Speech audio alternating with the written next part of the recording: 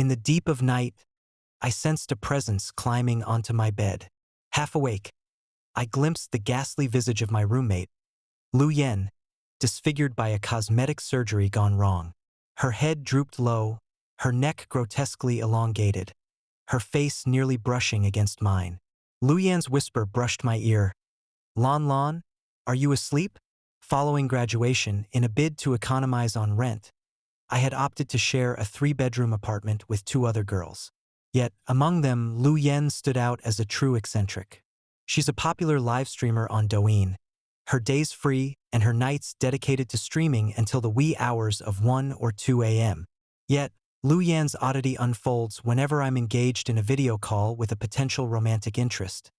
She inevitably makes an intrusive appearance in my room. Adorned merely in a towel, she'd coquettishly announce, "Jiang Lan, I'm off to hang some clothes on your balcony." Although the rent for my balcony-equipped room is 150 yuan steeper than the others, Lu Yen seems to regard it as a communal space. After draping her laundry, she'd brazenly saunter up to the camera, playfully cooing, "Hello, brother," into the lens. Out of sheer necessity, I resorted to locking my room. This curbed her intrusions somewhat, though it wasn't long before she began hosting different men overnight. Occasionally, just as I emerged from a shower clad in a towel, I'd be greeted by the sight of an unfamiliar man lounging on my sofa. I screamed in shock, but Lu Yen and her companion just laughed it off. I had considered moving out, yet I had already prepaid 6 months' rent to economize by 200 yuan each month. As a recent graduate on a meager salary, my options were limited. My roommate, Wang Shui, and I frequently shared our grievances about Lu Yan's eccentric behavior in private. That evening, following a company dinner, Wang Shui messaged me on WeChat. She revealed that Lu Yen had taken out a hefty online loan for cosmetic surgery, which had disastrously failed. She had even covertly snapped a photo of Lu Yen.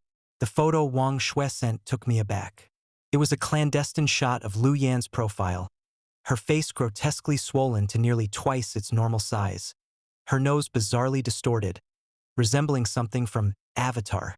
She sat on the sofa, her gaze empty, staring into the void. On closer inspection, something about the photo seemed eerie. Zooming in on Lu Yan's face in the image, although her face was ostensibly oriented forward, her eyes were surreptitiously shifted, staring directly at the camera lens. The realization that Lu Yen had caught Wang Shui in the act of photographing her nearly made me hurl my phone. I promptly shared this chilling discovery with Wang Shui and implored her to cease her clandestine photography. Clearly alarmed, Wang Shui reassured me that she hadn't shared the photo with anyone else, having sent it solely to me. Just when I thought the situation had settled, another WeChat message from Wang Shui arrived 10 minutes later. "Lon Lon, Lu Yen has lost it. She's hiding under my bed. I think she's plotting to kill me." Lan Lan, I'm terrified. My phone vibrated incessantly. Disturbed, I quickly went outside to call Wang Shui.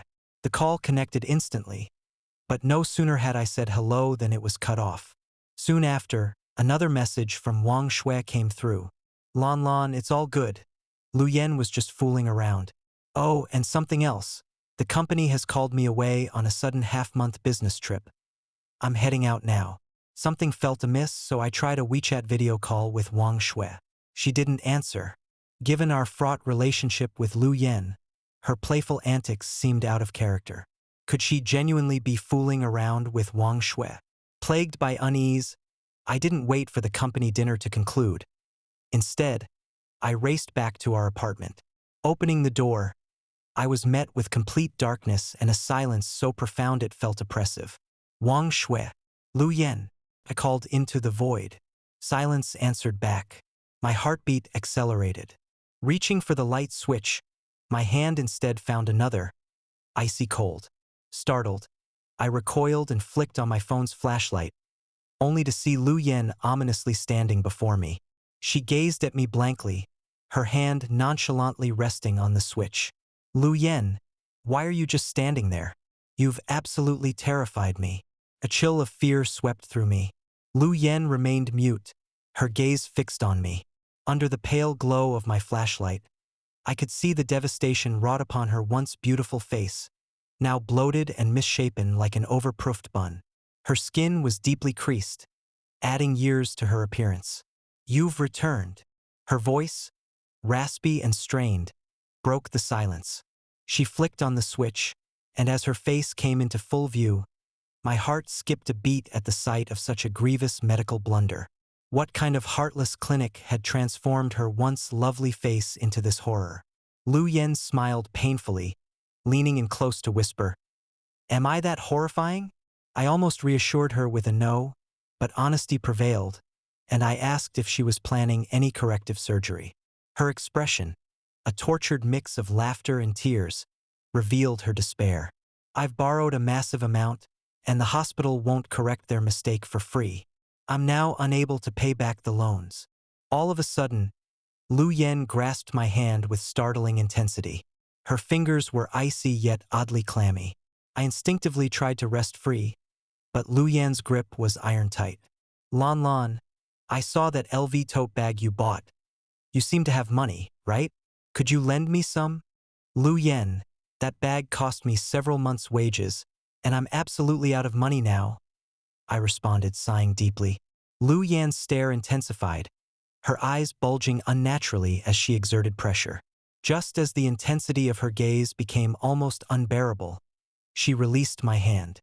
She returned to her room silently. I rushed to Wang Shue's room and knocked, but there was no response. Turning the knob, I entered only to find the room empty. My attention was immediately drawn to the bedsheet. It had been changed. I distinctly remembered Wang Shue's freshly laundered light green floral bedsheet from the day before. Now it had been replaced with a black and white checkered one. Would someone who had just washed their sheets and was supposedly rushed to leave on a business trip change their sheets so suddenly? My unease grew. Suddenly, a chill brushed my neck. I whirled around abruptly. Lu Yen was right behind me, her face so close it nearly touched mine. "Lon Lon, what are you staring at?"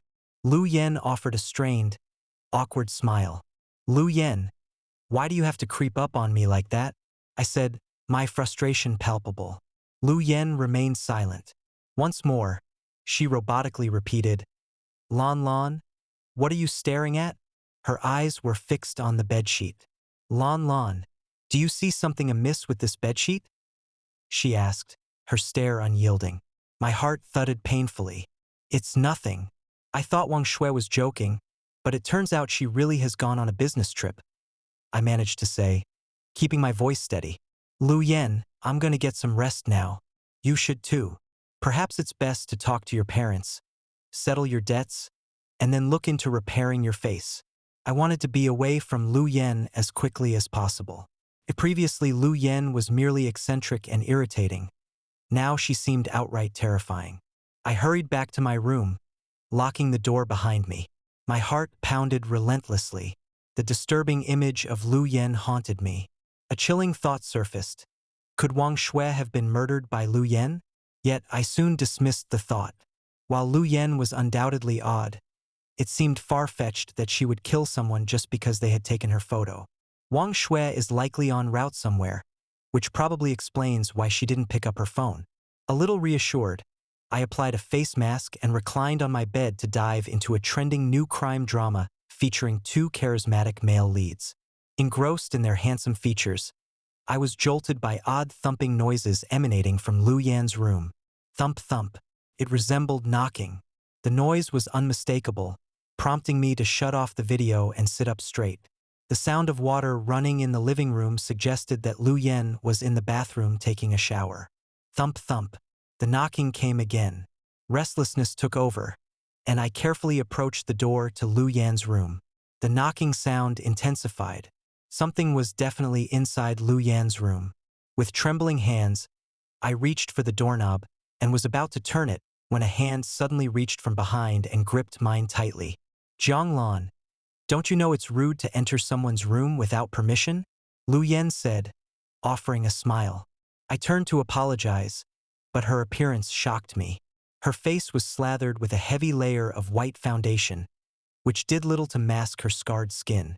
It seemed less like she was wearing makeup and more like her face had been brushed with white paint. Her lips were painted an exaggerated red, clumsily exceeding the natural contour of her mouth. Lu Yan's makeup expertise is usually commendable, and she never opts for such bizarre looks. Lu Yan, why have you made yourself up like this? I questioned in disbelief. With a strained smile, Lu Yan responded, I still need to live stream to earn money. Without money, how can I repay my debts? How can I afford to fix this? After saying this, Lu Yan pushed open her door and disappeared inside. I attempted to peer into Lu Yan's room, but she gave me no opportunity as the door slammed shut. Curiously, the thumping noises ceased once Lu Yan had entered. I reluctantly retreated to my room. Driven by curiosity, I pulled up Lu Yan's livestream. I had once briefly visited her stream before, where Lu Yan favored sheer black tights and a flushed, dark complexion. A sight that was somewhat unsettling, prompting me to not return. But tonight, the ambience of Lu Yan's stream was completely altered. She remained mute, her eyes unnaturally wide and bulging, her expression blank. Viewers were commenting on how terrified they felt. Lu Yan flashed a stiff smile at the camera. Feeling a surge of anxiety, I quickly closed the stream. Meanwhile, my flirtatious relationship had been progressing rapidly, nearing a decisive moment. Since we're in a long-distance relationship and rarely meet, we've established a comforting ritual. Every night, we keep a voice call open as we sleep, allowing us to listen to each other's breaths. I had just finished the latest episode of a popular TV drama and drifted off with the call still running. Sometime later, I was jolted awake by the concerned voice of my romantic interest. Lan, is there someone else in your room? I can hear another person breathing. His words instantly filled me with dread, and I opened my eyes to a horrifying sight. Lu Yan was looming over me, her head bent forward, her neck elongated unnaturally, her face disturbingly close to mine. Her makeup was untouched, her face a ghostly pale that sent shivers down my spine. She whispered hauntingly in my ear, Lan, are you asleep? A cold sweat enveloped me. I hastily shut my eyes, feigning ignorance. Lan, are you awake? I swear I heard someone else. In that moment, my frustration with my romantic interest peaked. Thankfully, Lu Yan soon clambered off my bed and left. Still, my romantic interest pressed on, and I snapped, telling him it was just my roommate. I abruptly ended the voice call and rose to visit the restroom. But as I stepped forward, my foot struck something chillingly cold. I glanced down and froze. The object underfoot was a fruit knife. There are no fruit knives in my room, so there could only be one explanation. Lu Yan had brought the knife. A shiver coursed through my body. What could Lu Yan possibly want with a knife in my room? Suddenly, my phone vibrated. It was a message from an unknown follower on Weibo, timestamped at 1 a.m. Opening the message sent a shiver down my spine. Hello, are you there? Somebody just entered your room and live-streamed it on a foreign site. I mean, no harm. Just wanted to check if you were aware. I promptly asked him to send me the link to the external site. Sorry, you can't access that link as it's for members only, but I can send you the replay of the live stream. Moments later, I received a video clip. In the video, I saw someone gently push open my room door. The red nail polish on the hand left no doubt. It was Lu Yan. My heart lurched. Lu Yan had a key in her hand. She had secretly made a copy of my room key. The camera panned to my bed. Then, it abruptly zoomed into my face. The next instant, Lu Yan appeared, wielding a fruit knife near my neck. I felt an icy touch at my throat. A visceral fear of death sent shivers coursing through my body. Lu Yan, her intent was deadly clear. She was out to end my life. Lan, is there someone else in your room? I seemed to hear another person's breath. At that moment, the voice of the person I had a flirtatious connection with cut through the silence. In the video, Lu Yan's hand faltered, and her knife clattered to the floor beside my bed. My heart thudded uncontrollably. If not for that unexpected interjection from my complicated friend, I might have fallen victim to Lu Yan's lethal intentions. The video was peppered with comments. They appeared to be from the spectators of the livestream. What a pity. Why didn't she finish the job? Boring. I was half expecting the host to actually kill her. This girl is exactly my type. I was hoping the host would sever her head. A barrage of gory and vulgar comments, mostly too disturbing to bear, filled my view. The comments were a mix of Chinese, English, Korean, and even Japanese. I was deeply unsettled. After watching the video, I intended to immediately contact the police. Unexpectedly, the video was erased just 2 seconds later, as if it had never existed. In distress, I messaged this person whose name appeared as a nonsensical string of characters. Sorry, you might be considering calling the police, but I can't let you do that. If you do, they will find me. Who are they? My fingers trembled as I keyed in those words. Silence followed. There was no response from the other end. Sleep eluded me entirely that night. The next day, I requested an extended leave from my job. At 9, I dialed Wang Shue's number. The call connected only to be abruptly cut off. The number you are trying to reach is temporarily unavailable. Shortly after, I got a message from Wang Shui on WeChat. Lon Lon, I'm in a meeting. Can't talk right now. Despite her message, my unease lingered, refusing to subside. An idea suddenly crossed my mind. In the past, Lu Yan often used my unguarded openness as an opportunity to meddle with my personal items. She would even take my tablet during the day, claiming it as her own. Could Lu Yan have used my tablet to log into any accounts? I picked up the tablet and began to sift through Lu Yan's login records. Indeed, she had used my tablet for her WeChat and her personal browser accounts. While her WeChat was logged out, her browser account remained active, much to my surprise. I browsed through her latest search history. How can I quickly secure a loan? What are the lowest interest rates for large loans? Which clinic offers the best bone shaving and plastic surgery? Her search history teemed with inquiries about loans and cosmetic surgeries. I scrolled back to yesterday's entries.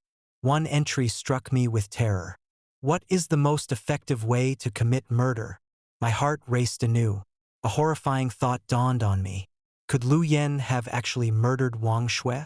She must have lost her mind. Then, in a flash, the record was gone.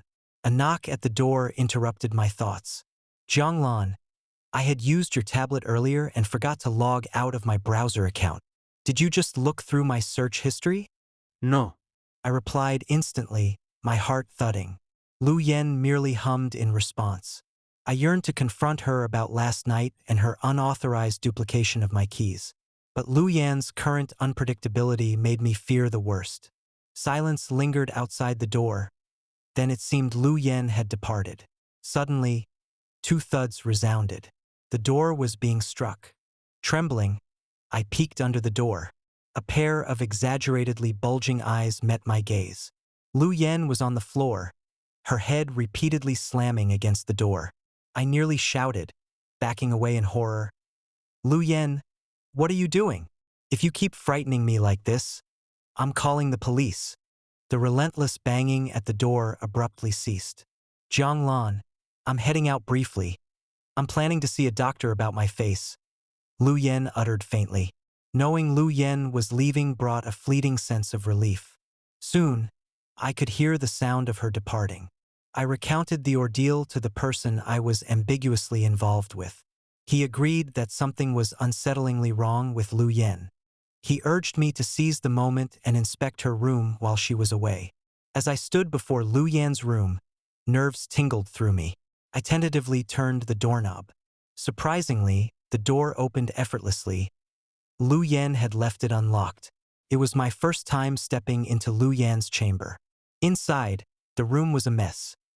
Takeaway debris and discarded makeup pads were everywhere. The curtains were drawn shut, enveloping the room in night-like darkness even in broad daylight.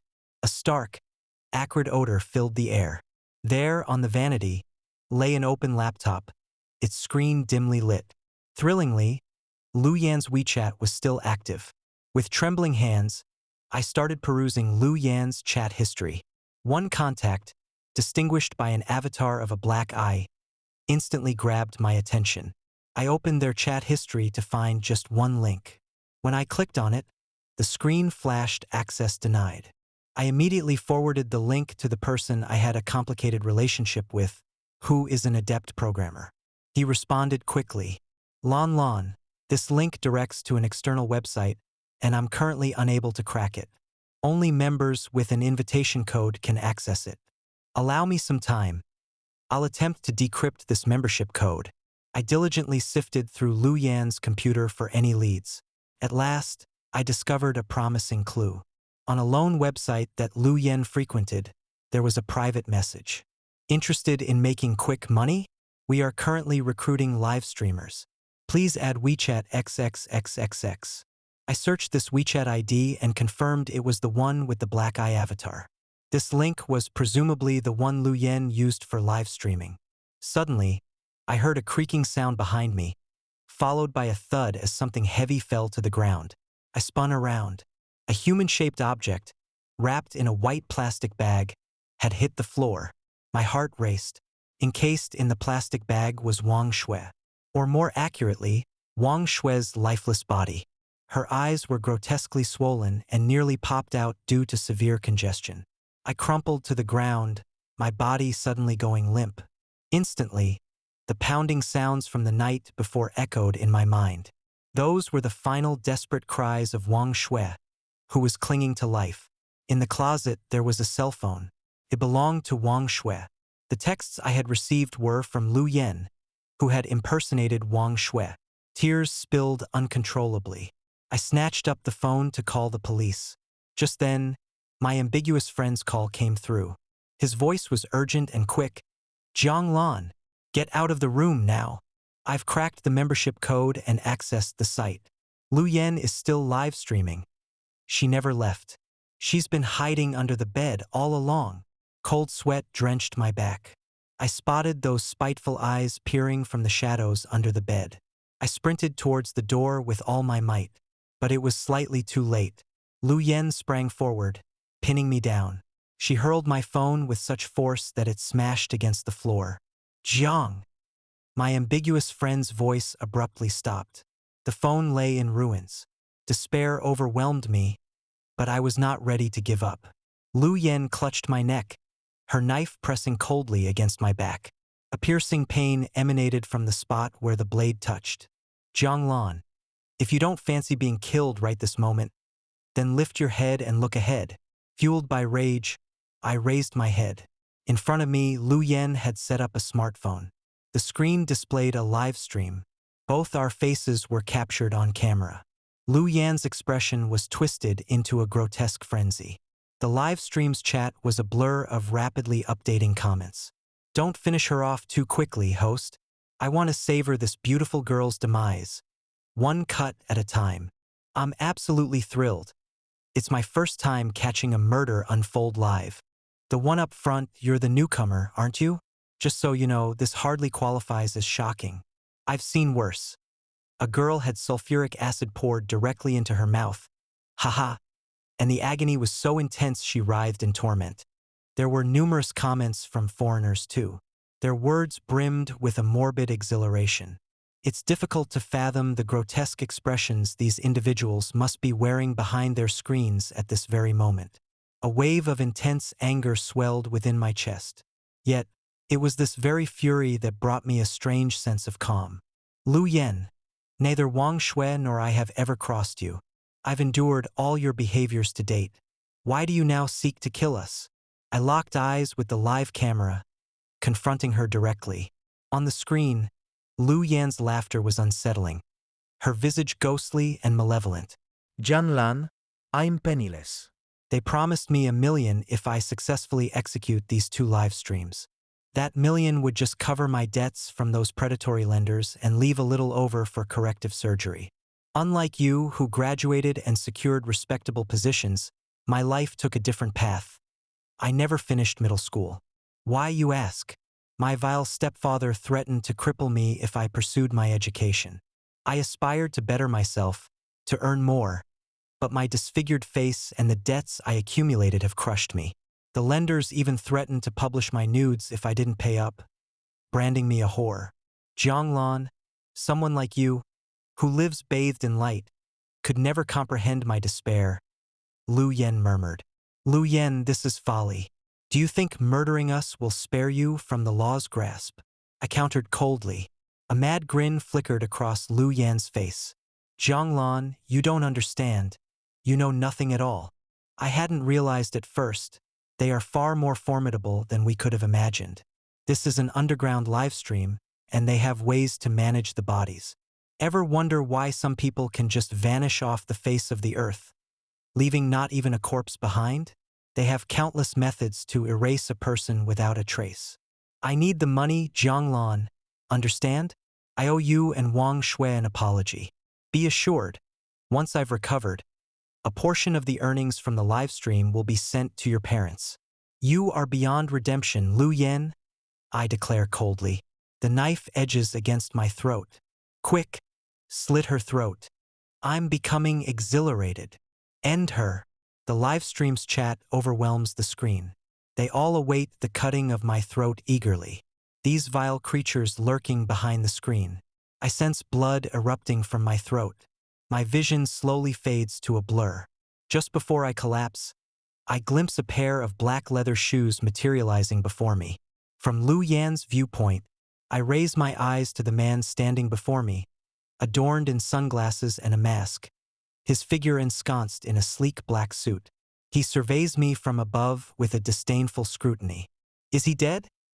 The man in black queries, casually nudging Zhang Lan's lifeless body with his shoe. His voice, distorted through a voice changer, is harsh and abrasive. Don't, I murmur, head bowed. The man in black emits a mocking scoff. Will you take care of them? Can I walk away unscathed? When will the million be wired to me? I ask, my voice laced with anxiety. I'm here precisely to manage these corpses. We'll set up a new offshore account for you, and the funds will be transferred there. Lu Yen, your latest live stream was a tremendous hit. Our subscribers adored it. The man in black comments, his laughter grating and hoarse. He kneels before Zhang Lan's body, his hand sheathed in black leather poised to touch her. Abruptly, Zhang Lan springs to life. She seizes his hand violently, extracts a small knife, and drives it into his palm. The man in black emits a heartrending scream. From Zhang Lan's perspective, his hand is decisively nailed to the ground. He recovers swiftly, but before his other hand can reach the pocket on his right, I quickly withdraw the knife and place it against his throat. I know you're reaching for your gun. Go ahead, try it. Let's see whether you draw your gun faster, or I slice your throat quicker. I say, smiling subtly. The man pauses, his eyes betraying shock behind his sunglasses. Zhang Lan, why haven't you perished? I smile. Not just me. Wang Shui hasn't perished either. A rustling emanated from a plastic bag nearby. Wang Shui emerged from it, grinning and declaring, I was nearly suffocated. The man in black's throat worked nervously, his shock evident. The live stream's viewers were even more astonished, bombarding the chat with comments. What's happening? How are they still alive? I saw them slit their throats. I saw Wang Shui die with my own eyes. How did you pull this off? The man in black demanded, his tone ominously grave. I remained silent, not deigning to answer. This had been our strategy from the outset, and they had unwittingly fallen into our snare. The moment to act was now. Allow me to reintroduce myself. I am Zhang Lan, a senior hacker. A year ago, my sister Zhang Yu disappeared. Raised in an orphanage, Zhang Yu wasn't my biological sister, but she was the closest thing to family I had. Her disappearance drove me to desperation in my search for clues. She seemed to have vanished into thin air. That was until I stumbled upon a video of her on an overseas site. She was in a warehouse, bound, her eyes wide with unspoken horror. A man's hands brutally forced her mouth open and poured sulfuric acid inside. My sister's scream was one of pure agony. My fingernails were buried deep into my palms, already wet with blood. That day, the rain was relentless. I raced to the police station by taxi. In a frenzy, I presented the video to the police. Kneeling before them, I implored them to capture the murderer. However, Finding the perpetrator from just a pair of hands in a video was an insurmountable challenge. The case ground to a halt, until one day, the police notified me that the murderer had been caught. I was confronted with the man who had killed my sister. He was far more ordinary than I had envisioned. A delivery man with elderly parents, young children, and a 30-year mortgage.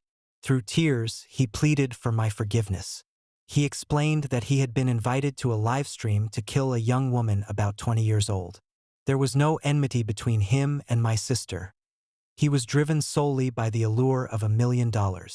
Listening to his confession, I departed the station in utter calm, knowing all too well that the saga was far from over. That evening, I received news of the man's death in police custody. The website was subsequently deactivated, vanishing as if it had never been. The shadowy figures behind it all remained untouched by the law.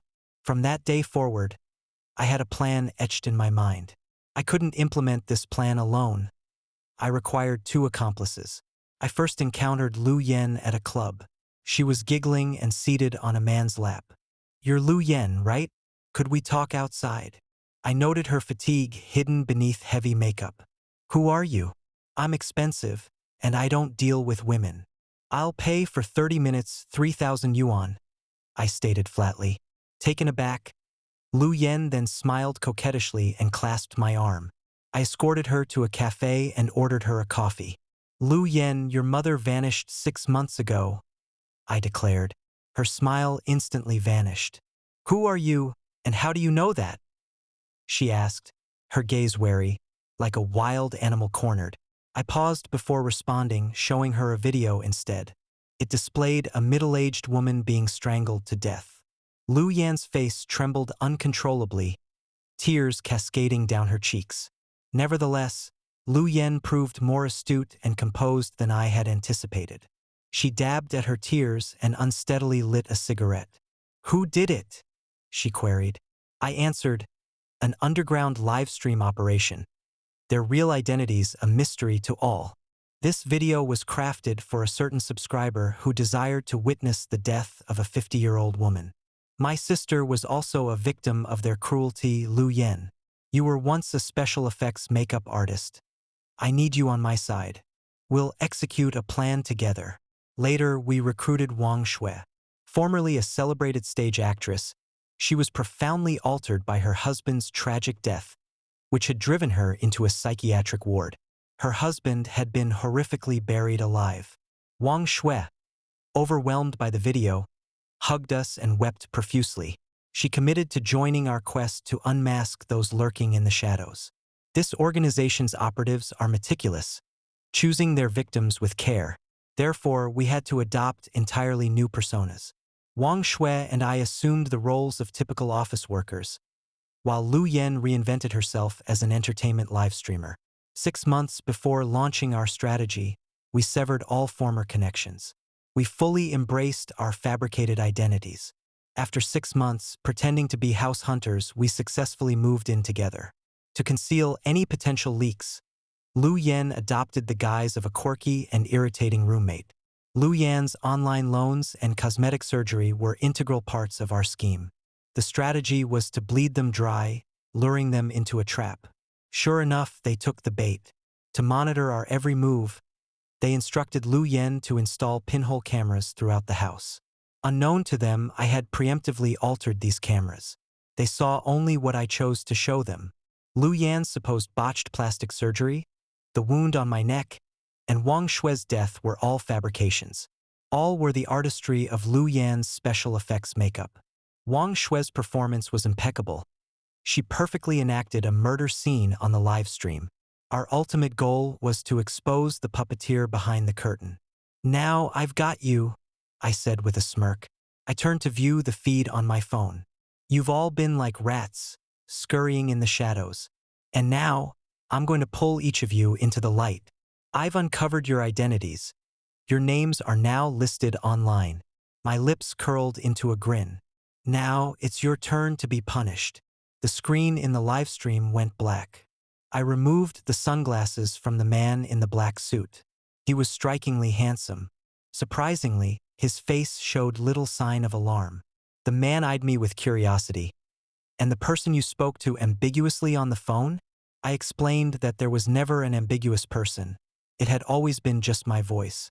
Besides, under Wang Shui's guidance, I had perfected my acting to be seamless and without fault. The sound of police sirens echoed from below. I had already called the police upon entering Lu Yan's room. "You're due for legal retribution, you scum," I stated calmly, gazing at him. The publication of that list sent shockwaves and panic throughout society. It included those perennially cheerful, good-natured folks, the altruists always ready to assist others, along with elites and high-level executives. Now revealed under the harsh glare of daylight, these individuals who had hidden in the darkest corners had nowhere to flee. Lu Yan chose to leave this city.